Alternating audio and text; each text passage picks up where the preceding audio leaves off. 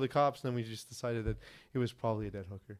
Yeah. Welcome, everyone. This is Division 6, calling the Audible. Sorry, Division E. I'm going to be doing that all season. I am Peace Del Reyes. It's not the first time I'll be wrong. It's not the last time. But again, tweet me your hate mail, as I will use it in my article. Which camera am I supposed to be looking at? This one? Very professional. So I will look at this camera now. So as you know, we're in our new environs, our new studio.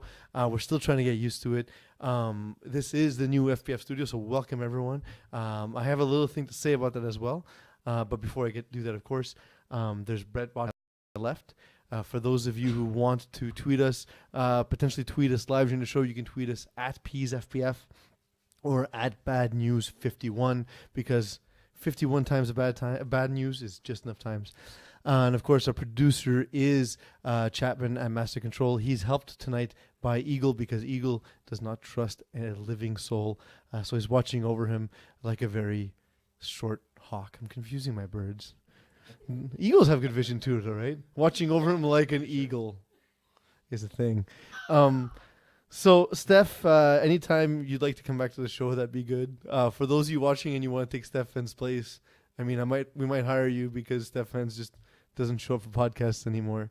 He messaged us saying he's out of town again, first class. He's complaining about the food and that the when you put the seat down, it wasn't really like a bed. Like, it was still a bit of an angle. Yeah, and he said the curtain wasn't thick enough to keep him from the commoners. So, I mean, his words, not mine. I gotta say, is it me, or am I the only one that feels like a jilted lover? Yeah, I feel betrayed. He's out of town all the time. Yeah, with who? Never exactly. Where you at? Exactly. I was actually more upset when we missed each other in Atlanta by a week once.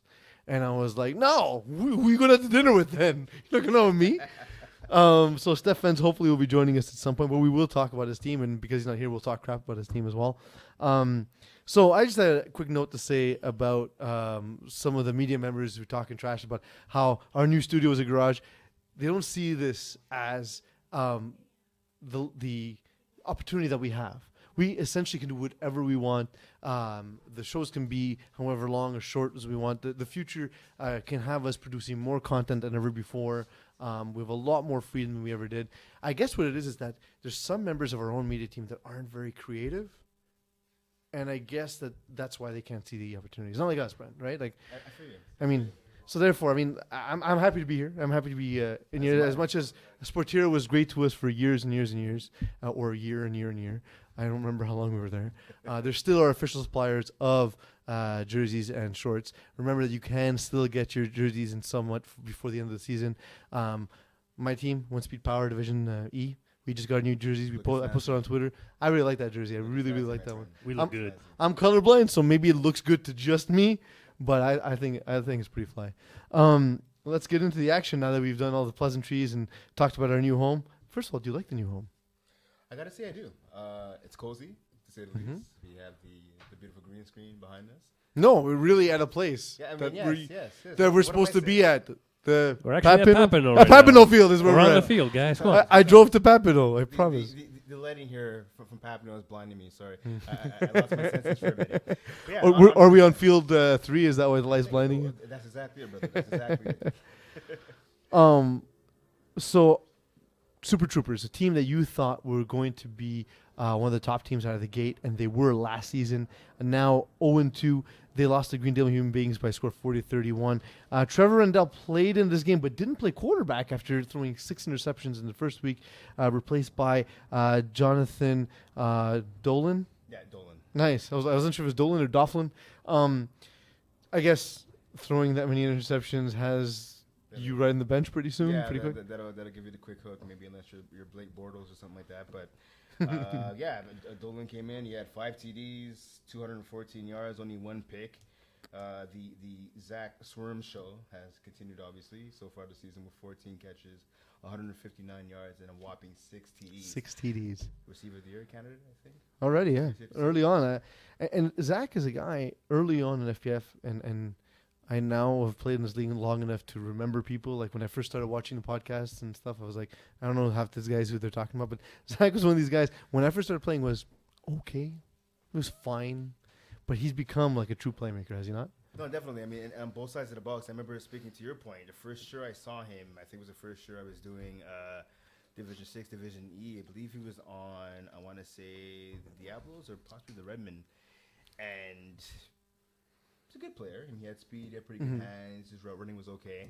He made a couple plays here and there on both sides of the ball, but his evolution as a player on both sides of the ball, you fast forward 2-3 years later now, he's dominating. Absolutely. He's great. And Danny Aylward evolving as a quarterback, taking the Joey Taylor style system, bringing it back into Division E. Very efficient, 6 touchdowns, 131.3 quarterback rating. So taking what he learned last season in his championship run in Division 6, still doing Division E. I remember actually during the championship, the broadcast, and even before the week leading up to that, he was saying that it is Joey Taylor's offense, but it's his version of Joey Taylor's offense. Well, that's what happened in Eric Maiorino and the other rendition of this team. Everyone kind of takes the concept and then adapts it to their strength, the things that they do specifically well. A team adapting is prime time. A team that has had limited FPF experience. We see Josh Levine emerging as the star. He's formerly of Kingdom, my ex-teammate in Illuminati, Sons of Seer, I believe. They're a team from a bunch of guys from the Louis Cyr League. So they did well the first week. They tied Homo Sapiens. Now they lost to TBA, a team that you have personal vendetta against because they don't have a proper name. But TBA now, we see Clay Sekira has a 9 touchdown to 0 interception ratio to start the season. Who is Clay Sekira? What can you tell me about his play? Well, I can tell you a couple of things. First of all, I got to see the second half of their game against Primetime Monday at Papillon. Clay Segura, as we just found out, I found out, through for Leo Gervais, our head ref. He plays for U of T, University of Toronto Varsity Blues. He's a quarterback on the roster, so he kind of slipped underneath the radar, I guess you could say. But he's been impressive so far against Primetime. He had 4 TDs. Only 9 completions, but 4 TDs. Almost, I'm not a mathematician, but almost half his passes went for touchdowns. One recipient. Are you sure you're not a mathematician? That's pretty bad at math. Chapman, we need you to look up, is Brent a mathematician? It's possible. It's possible. Not Brent Bucket, just any Brent. Okay, I'll look it up. Thank you. For sure. And one of the recipients of those touchdown passes was Eric Vosco, who apparently plays for U of T as well. So TBA, that's an advantage. they're definitely their team coming into the season we didn't know a lot about, but a lot of talent kind of under the radar, like you said, because of our cap system, doesn't necessarily track people's experience before they enter FPF. Well, that's exactly it. I mean, and you look at this team, right? TBA, besides having no name, they have a bit of the blitz beige guys with them, with Vosco, with Zachary Gottlieb. There's another guy, Brandon Abcassis. I hope I'm saying that correctly, with some FPF experience. We likely are not saying it correctly. We're probably not saying it Feel correctly. free to let us know. Tweet us at PZFPF, Please at Bad News 51. But I mean, they're a team. They have a lot of rookies who can make some plays, obviously, especially the aforementioned Clay Segura. But they have a little bit of FPF experience, so I think that helps them. And as you've seen so far, they've been pretty impressive. Absolutely. A new team that's been less impressive, the Rakens, as I call them, having lost the West Delisle squad 32-12. The Rakens need to slow the game down. They only had 4 completed passes in the entire game. They had 8 plays for positive yardage. 4 of them were runs, 4 of them were completed passes. To me, it just means that I feel like they're panicking. They get behind, and then they're just chucking the ball up. Has that been your observation? So far, yeah. But, I mean, again, this is pretty much an all-rookie team for the most part. And it's early in the season, right? I mean, there's a lot of time for you guys to settle down, to kind of get your footing in FPF. I mean, whether it's Division 1, 2, 3, 4, 5, 6, A, B, C, D, or E. You need the time to just kind of get used to the game, have some practices, get out there, have a scrimmage against another team, just get your footing. 0-2 is not the way you want to start the season, but again, it's young and there's time for them to evolve as a team and hopefully get better. I'm going to tell the story as I do every season, as in the Division E podcast, because I always say that every podcast is someone's first podcast, especially in Division E. So I apologize to those who have already heard the story. So just fast forward 96 seconds. When we started in the league, we were the worst team in the history of FPF, Punch Panda. We went 0-9-1 the first season. With a couple weeks left in the season, we got help from a player who's played a long time in this league, Alex David. And because of that, a lot of us have moved on to play higher divisions. We've participated in championship games. A couple of guys from the squad have won championship and so on and so forth. So definitely the turnaround can happen quick. If you see us at the field and you're struggling and you don't know why your offense can't move the ball, you don't know how to get a stop, feel free to come talk to us. All we do is talk FPF. It's a good time. And Eagle's pointing himself off camera. Eagle's another one of these guys we wrote to him to complain. Hey, how come you're not talking about us in the article? We wrote to Andrew Dana at the time, and Eagle, who played with Andrew Dana, kind of took us under the wing and helped us, and they met with us, and we had some scrimmages, and we got together. It was a good time. Also an excuse to have some beers. Good times all around. And that's exactly it. I mean, speaking to your point, I mean, even myself coming into the league, I believe 2006, I played with Mo Khan in the first ever Montreal's finest team. I think we got the first round bye in the playoffs, and then we were done in the second round. We got our butts kicked. And that's a team with Aken Moore, Keyshawn Thompson, a lot of good players, obviously, Kareem Bennett. The first year I put in my own team, I believe it was 2007, I had Nathan Taylor. He was playing quarterback and receiver for me. I had Anthony Thompson, who's now playing safety for the BC Lions in the CFL. Yeah. We went 0-8-2. So, I mean, it's sometimes not even a talent issue. It's really just working together and finding things that work specific to this league, because there are not a lot of leagues that are exactly this one in terms of field dimensions, in terms of rules, and so on and so forth. West Isle squad, however, on the other side has Michael Kazaka. Is he the best receiver in Division E? I'm still gonna go with Zach Swerm, but Kazaka, obviously, we got a taste of him last year. He made his debut with Part of My Swag. You make it sound so sexy. Yeah. Yeah, he looks sexy on Part of My Swag. He's putting on great numbers on both sides of the ball, and especially at the receiver position. We see now with his new team, he's making plays. He's a playmaker. That's what it is. And I think at the end of the year, maybe he will be the top receiver as you're talking about. But if he's not the top receiver, I think he'll at least be in the running for that title. Chapman, math. Would you get an answer? Yes, I do. There's many Brents, actually, that are mathematicians. There you go. All right, there we go. That's it. No. We don't learn on this show. We don't learn on this show.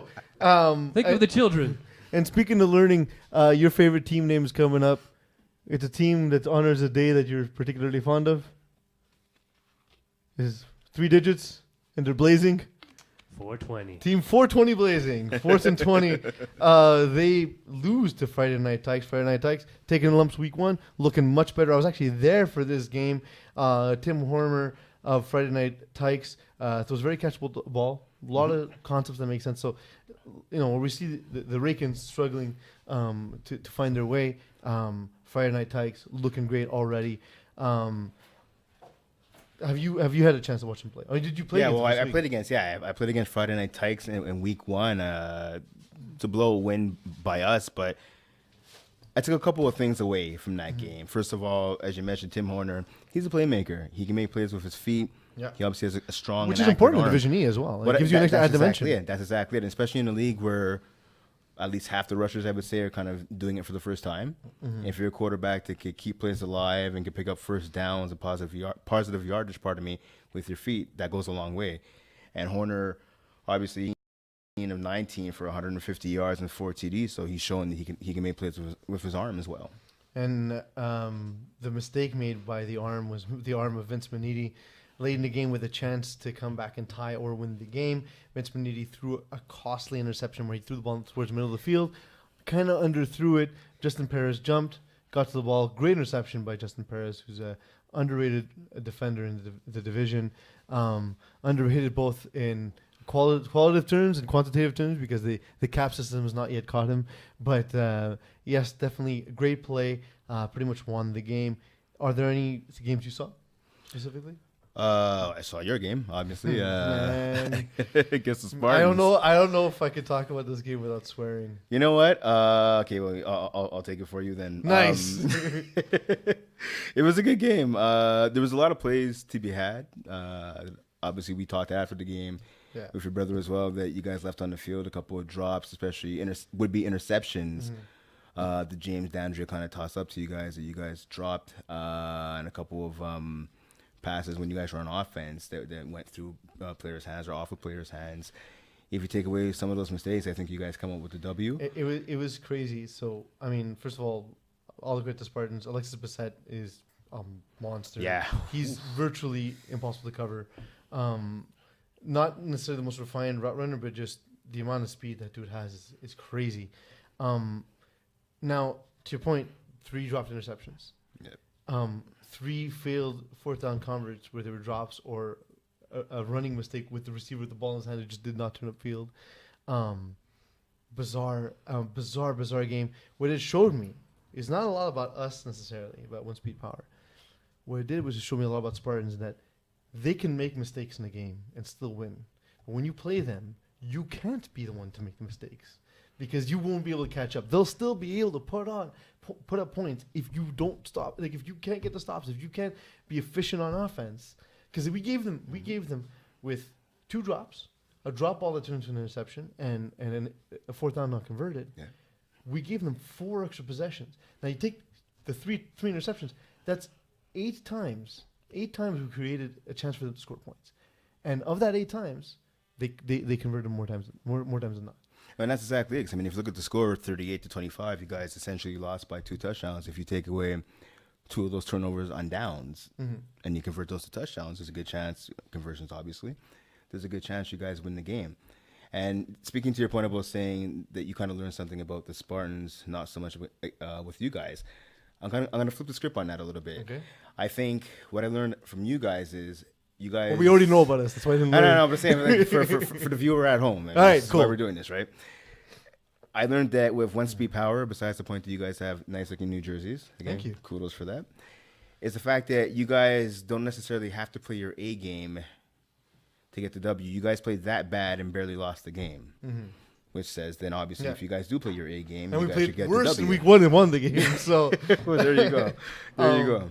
L'Étoile Président is another team that's been up and down, and it's the funniest thing when you look at Gabriel Bellan-Lapointe, a guy we kind of attacked all season long last season. The weirdest stat line so far this season. One, this game he was 7 for 9 with 4 touchdowns. That's his game. Last week, no touchdowns, 5 interceptions. What's up with Gabriel Bellan-Lapointe? We saw it last season too, where he has games where he plays very well. Other games where he looks incompetent. Who is he? What can he do to narrow the margins on the way he plays? To narrow the margins, I don't know. I mean, he's got to cut down on the picks. Obviously, he did this week because you mentioned last week with 5 interceptions. That's who he is. I'd say he's maybe Jay Cutler light in the sense that he will throw some touchdowns here and there, but for every touchdown he throws, there's usually. I thought you meant that he has remarkable hair. Well, he has a remarkable beard. I'll give him that. So does that count? The remarkable beard? Yeah. Okay, so there you go. So Chapman, I need you to look up if remarkable hair equals remarkable beard. I think it does. Well, look It's it pretty up. safe. Thanks, appreciate it. It's either on your head or on your face, one or the other. That's still hair, right? Well, You'd that's figure. what I'm saying. it's That's the what I'm same. saying. Yeah, no matter where it is on the body. I'm always curious to see what the thing is. We ask him to look something up that makes no sense, and then it always goes in a direction we don't fully expect. So I'm kind of curious to see how that one comes back. But speaking to your point, though, I mean, he throws a lot of picks. I mean, the least amount of picks he's had in the season has been 14 back in the winter season for Les Joueurs. He's a good guy. I've had a chance to talk to him a couple of times, and he reads my articles. When I have a chance to see him, I sit down and talk to him for a bit before or at halftime or after a game. And he's the first one to admit that he does throw a lot of interceptions. But he's evolving, I think, as a quarterback in a sense. He's trying to get smarter with the ball. He's not just tossing it up there. Because before, their offense used to be he'd roll, a lot like the Farmers used to be as well. He'd roll to one side of the field and just chuck it up and hope for the best. So as a passer, at least at this early stage of the season, it looks like he's settling down a bit, getting a bit more comfortable too, I think, in the pocket as a passer. A quarterback that was very comfortable in the pocket was Rousseau of Face Jazz. With Eagle rushing, Eddie Rousseau just completely demolished him. Yet the rest of the defense held their own. And Hot Boys Hotline, I said it before the show, accidentally win 18-15. A couple of funny things. One was Eagle rushing. The other one was before the game, quarterback Tom Gatehouse, who has played with Vadim Cherniak, notice Tom, has played with Vadim Cherniak for years now, did not know his last name prior to the game. So that was kind of interesting. Another thing to note, contentious safety on a sack by Face Jazz's James Thorpe. Quarterback Tom Gatehouse kind of threw at the same time. He was deflagged at the front of the end zone. It looked like he was in the end zone, but it did look like the ball was out. Okay. Nonetheless, called a safety. Tough call for the official, of course. But ugly game. Lots of weird things happening. But Hot Boys Hotline escaped with a win. Much like Dirty Mike and the boys, getting up on just for the reps, 19-7. Have you had a chance to see Jerry Gallant play? I had a chance, obviously, doing the FPF Junior. Yeah, exactly. Yeah, he played under you with the Bulldogs for FPF Junior, so I had a chance to see him last season. He's a good player. So obviously, he's making his adult division debut. He made some plays, man. He definitely made some plays. He's, first of all, great guy. It was a pleasure to coach him. He's also a giant. I think he's clinically a giant. Chapman, also look up if you can be clinically a giant. He's clinically a giant. And his hands are not, they're developing because he's actually a quarterback. So what's curious is if they're not happy with the production quarterback, they can always switch to Jerry Gallant, the quarterback. Exactly it. There you go. But definitely interesting. And just for reps, they scored 40 last week and 7 this week. I don't know if that means anything. Brent, what does that mean? I think it means that Dirty Mike and the boys, who I had at number 8 in my preseason rankings, are legit. Jordan Allard, looking at Vinny over there. Jordan Allard, running back, meaningless pick sixes at the end of the game aside. Classless. I love you, I would bro. have done the same thing if I was able to run. Yeah, me too. I got a lot of heat for that before our game, our Dipsy game on Sunday.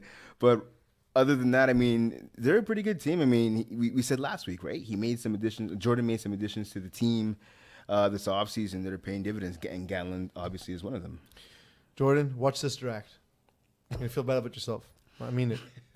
Chapman, also look up how much Sister Act grossed internationally. What are you saying? Sister Act, the movie? Sister Act or Sister Act 2? One. Okay, all right. Sequels never gross as much. Except now. Like the Marvel movie just grows more and more. It's bizarre. That's why I asked. Okay, look up look up. Look up. There's a lot of stuff, Yes, guys. look up international gross for Sister Act and Sister Act 2. Fine. And while you're doing that, we'll get into something really quick. It's kind of a quick fire segment where we just hyperbolically talk about the divisions and the construct of Division E, and then we'll get back to you, Chap. And then, Chap, the end of the show is yours, basically, because you're going to get back to us on all the research. We're going to probably have more questions for you. Then we're going to go to Chapernims, and Can I answer the hair question at least? Okay, go for the hair question, yeah. Remarkable hair does not equal remarkable beard. What's your source? A woman. All right. Women cannot have beards. I beg to differ. I mean, I know some bearded women at the circus that would disagree with you. Yeah. But What about that sassy lady mustache, no? also one You of leave her out of this. I was going to say one of the Eagles' ants as well. But you made the joke better, so I should have let that sit. That's my bad. My bad, people. Brent, let's go through the things that we always do with podcasts every season. What do you think is the division of death and why? I got to say the Conference A East Division. You got to look at the team. Who's in it? Los Avocados.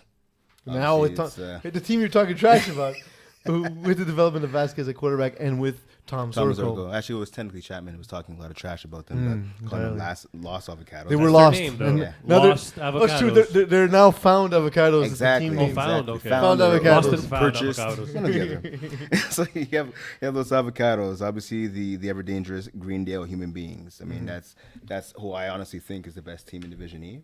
Oh, they're And coming off so of the Division far- 6 championship. So Well, there you go. and they're 2-0. Yeah, and Yamajo. Are we still saying it like that? Yamajo. Yamajo. Yeah, Yamajo. Yamajo. Chapman, look up how that's pronounced. I'm gonna say it like that for the end of all the way to the end of the season, just to let you guys know. Yamajo. And you have a team that I played against this past Sunday, who I came away impressed with in Sons of Mitches. They're a team. They can move the ball. They have a lot of speed. Defensively, they have some playmakers. Patrick Manning rolls to the side and is so good at calling a flood and picking the level to throw to. Yeah. If you can't defend a flood, and you're saying you're playing a lot of man, It's him looking at 4 guys in one look, Mm-hmm. and if you didn't cover all 4 of those guys, Yeah, he will then find the you're open guy. gonna get torched the entire game. He threw to the center, he threw to Brad Damaris all game long, and no matter what we did, we couldn't stop it. Yeah, Brad Devers is an interesting player in this division as well. Yeah. Very versatile. A guy who doesn't get a lot of press, but definitely usable on offense and defense. I can't lie, he burned me for a touchdown. I can't lie. There we go. It's There we over. go. Weakest division. Yamajo Station. Yamajo Yamajo Station. So, by the way, also change your team name to Yamajo Station. Would you guys like it in Australian or Absolutely. in Chinese? Chinese, ideally. One moment, please. I gotta say, No, wait, this is important. Okay, my bad. Yamajo Station. It's the same thing. Listen, it says China Listen, production your here. your Mandarin is awful. Your Mandarin is Yamajo just Station. Jesus. Stop. Yamajo Station. There we go. That's not bad. Your was- mayo. That's apparently Danish. So in Danish is Yamajo Station. So that's what we're calling you Yamajo from now. Station. Okay. So weakest division, Brent. Weakest division I gotta say is the Conference B West. It's made up of predominantly rookie teams or guys with very little experience. Yeah, Chapman's favorite 4th and 20. 420 what? Yeah, 420. Blaze it. Oh, there you go. They have 420. I mean, other than that, I mean, TBA is the team to beat in that division. But I mean, again, they have a university quarterback versus Moss City is a first-year team pretty much. Friday Night Tights, who we talked about, that's a rookie team as well. So it's pretty much one team and then the rest. Yeah. Which division or subdivision, if you will, has the best offense? Conference A West. You look at the teams. Dirty Mike and the boys, 77 points so far. Little Giants, 61. Homo Sapiens, 58. And the Farmers, who have 40, which 40 points is better than 10 other teams. And Farmers, in Division. even last season where they struggled, were able to score. They were able to get points. They got a lot of turnovers and created a lot of opportunities. But definitely, Benoit Robideau, the ability to score points. Yeah, he's getting better as a QB. I mean, I mentioned a few minutes ago about how he would just kind of roll it to one side and chuck it up. This year, he's doing it a bit less, but he's becoming more precise with his delivery of the ball and becoming more accurate and he's making smarter throws. Pretty much is what he's doing. For sure. Which is the best, as if defense mattered, but which is the best defensive division? Well, I think defense does matter. You got to make stops sometimes, right? If Steph was here right now, he'd be furious. He'd be flipping over the table. I can't see Steph flipping a table ever. in Yeah, his maybe life. not. Maybe I don't know, the microphone or your iPad. To answer your question, though, I got to say the Conference B East, speaking of Steph, his team to smoke an ass lost in that division. Part of my swag. They have a bunch of guys that can create turnovers. The Expendables, Hot Boys Hotline. They have some pretty good Hot Boys defenses. Hotline is again a good defensively because they have to be. Yeah. They really need to be because they Well, don't. they need to score. be, and they need to be, and so far they are, right? So I mean, so I they guess are. in that way the team is well built. So far they're a top 5 defense right now. And which divisional race do you think will be the toughest? I think the toughest will be, I gotta say again, going back to that Conference A East. There's so many good teams. Again, Avocados, GHB, Sons of Mitches, Yamajo, or however you pronounce it. Sorry. Oh, you want me to do it again? Oh. Yeah. Oh pretty man, much, you yeah. always Yeah. always have it ready. Yamayo Station. Yamayo Station. Station. Sorry. Yamayo Give me a Station. moment. I close the page. Jeez. Anyways, You know what? I That's- just said you were better than Eagle. And that I think is the toughest division because you look at some of the names in that division. You got Jared Stewart, Brad Damaris, Valentin Skripnik, Terrence Dobson, the Aylward brothers, all Tom higher division Mazurko. players, guys Yeah. done a lot. Yamajo Station. We have Yamayo Station. Exactly. A lot can be done. A lot can be done. Chapman, do you have the research ready for us? So for the giant one, I have that giantism is also known as giantism. All right, cool. Is it clinically? It is clinical. We actually know. Giantism is actually a clinical thing. Yeah. Yeah, We actually know someone who's born with that. Andre the Giant. Do I know them? Big sauce. Oh yeah. His It makes bodyguards. it makes not a lot of things make sense. He's a very large human being. I figured. Yeah. Apparently, it affects his ability. He has no sense of smell, Okay. which is why he's friends with Chapman. But he, Not quite bad he, on most days. it's apparently a side effect of giantism. Okay. What else do we got, Chapman? As my voice is um, dying. So Sister Act 2, domestic total gross revenue was 57.3 Not million. bad.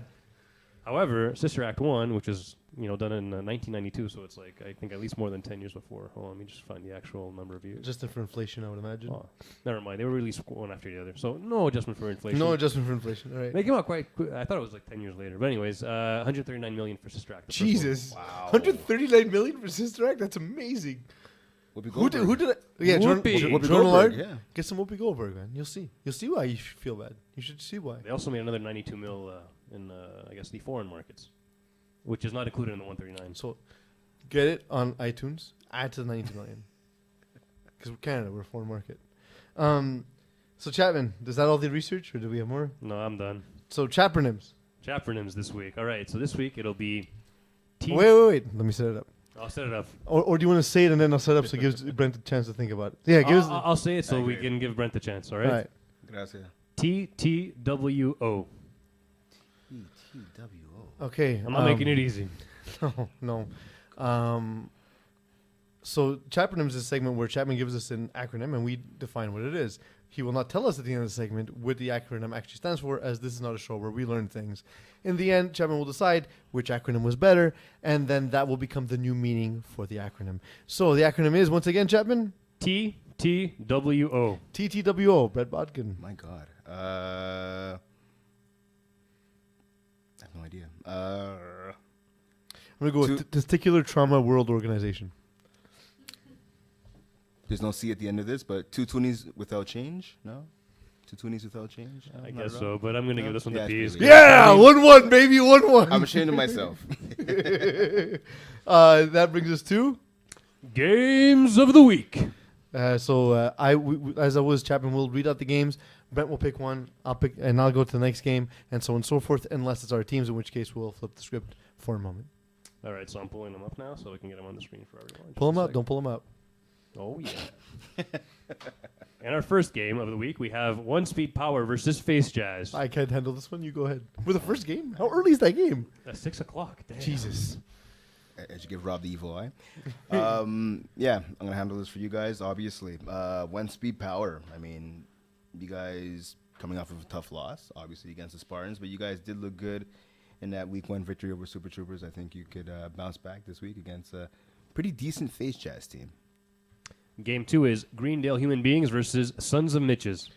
As much as I do like the Sons of Mitches, I think the Greendale Human Beings just have a good team concept. Look for Brendan Aylward to have a big game on both sides of the ball. West Lil Squad versus Striking Samurais. Me again. I think, man, it depends. Two Striking Samurais have to show up. West the little side. I'll go with them just because if I don't know who's there for Striking Samurais, I don't know who will cover Michael Kazaka. Smoking Axles versus Montreal Raiders. Smoking Axles. Going back to last week against Lestrada President, the Montreal Raiders had 6 points. They had 3 interceptions, combined over 2 quarterbacks, and they had a total of 10 completions. I think this one's Smoking Axles going to blow out. Dirty Mike and the Boys versus Primetime. Primetime haven't shown the ability to score consistently. Dirty Mike and Boys showed this week against Just for Reps how good their defense could be. I expect Dirty Mike and Boys to win this one. The Expendables versus Pardon My Swag. I'm going to go with part of my swag. I mean, we saw the spring debut of Avery Lala at QB. I mean, he was phenomenal, and I think he keeps it up this coming week. Rakins versus Hot Boys Hotline. Gonna go with Hot Boys Hotline, unfortunately. Rakins just don't know enough of what's going on. The Eagle and Master Control for All, we talk about him. All the crap we talk about him, that's the way to say that, I guess. He does call a good defensive scheme in the lower divisions. I expect Hot Boys Hotline to win this one, and this may even be a shutout. Spartans versus Super Troopers. I want to go for a bit of a mini upset here and go with the Super Troopers. Obviously, right now, they haven't gotten off to the start they wanted to, sitting at 0-2. But they did show some progress last week. Again, we talked about Jonathan Dolan throwing for 5 TDs. And a key match was going to be James Dandria going against Zachary Albers-Gill. Zachary Albers-Gill is a rusher on my team as well. Mm-hmm. He's struggling, I think, a bit to start the season, but he's played against Dandria before. He knows his moves. And I think that if the Super Troopers want to have any chance of salvaging their season and making that push for the playoffs, it has to start this week. So I think they get the W. TBA versus We Are Farmers. Dum dum dum dum dum dum. I'm going to go with TBA. When I play against Farmers, I threw 5 touchdowns, and I didn't throw for University of Toronto. So Clay Sekiro, I think, will have a great game. Here for the beer versus Homo sapiens. I'm going to go with the Homo sapiens. I mean, Francois Delorier looked impressive last week against the Smoking Ocelots. Put 32 points up on a really good defense. 3 for 4 touchdowns. I think he keeps it up again this week. DGC versus 420 Blaze It. DGC averaging under 3 scores a game. Nicholas Borelli having thrown 6 interceptions to 5 touchdowns to start the season. I say blaze it. The pension plan versus Friday Night Tykes. I think Friday Night Tykes are going to make it 2 in a row. Tim Horner, again, we were talking earlier, he's making plays with his arm and his feet. And I think he's him and his team in general, I think, are going to be a team to be reckoned with as the season goes along. And I think they get their second win this week. Moss City versus Little Giants. I'm going to go with Moss City, just a lot more speed. Bruno Provencher, Victor, I'm not saying your last name, Francois Laramie, and Benjamin Detilly. Benjamin Detilly, particularly quick. These are the guys who have scored so far. I expect a lot from this group of receivers. Yamayo Station. Versus Just for the Reps. I don't know what happened to Just for the Reps last week against Dirty Mike and the boys. Yeah, they have a great defense, Dirty Mike and the boys, but Just for Reps are not trotting out a bunch of scrubs. I mean, Jared Buck was a great quarterback last year. I think maybe it's just a one-off game for him where he struggled getting only 1 touchdown on the board. So I think the Just for Reps team with a lot of FPF veterans, I like them to bounce back this week. Lost but now found avocados versus President's Choice. I need you to find out if President's Choice sells avocados. You had to know that was coming. That's for next week, guys. Yeah, don't forget it. I'm not going to remember, but you need to remember because you're the producer. I am going to go. I don't know what to do with Choix President because one week they look great, one week they look awful. I do know, however, avocados have been found, and finding avocados is pretty exciting as a thing in general. Like if you just go home and you're like, "Where did these avocados come from? Amazing, avocados, do it." Final thoughts, gentlemen. Brent. Speaking about Los Avocados, it's the same thing like you have a salad. Like, oh, it's a salad. Hey, there's avocado in that salad. It's not that bad. Improves the salad. It's not that bad. I'm not throwing up in my mouth as much as I would be. Brent and I, obviously, 2 guys who probably should eat more salads. Yeah. Yeah, I'm excited about this week's slate of games, man, to be honest with you. I'm going to be able to make it down. I'm playing Monday night right around the corner in Papillon, so there's a lot of games I'm going to be able to... What do you mean around the corner? That's where we are. I mean, yes. We're playing right downstairs. Yeah, that'll do. Yeah, so there's going to be a lot of games I'm going to be able to check out. And Sunday as well in the Sheen. So I'm looking forward, again, like I said, to this week's games. Should be good. Chapman? I learned that Wikipedia is very redundant because giantism is also known as giantism. So that brings me to my going for 1, going for 2 this week. I will go for 1, and it's kind of cheesy because I've been talking about it all night, but we're in a new studio, and I'm going to brag about it because we made it happen. Welcome, everyone, to FPF's new studios. Proud to be the first ever episode in FPF Studios. It's not just a garage. Use your imagination. Have dreams. So thank you, Brent. Thank you to our live studio audience. Thank you, Chapman, for finding the pronunciation of that team name. Hopefully the page is still open. It is, but I wasn't ready for Jesus. this. I had the song queued up, man.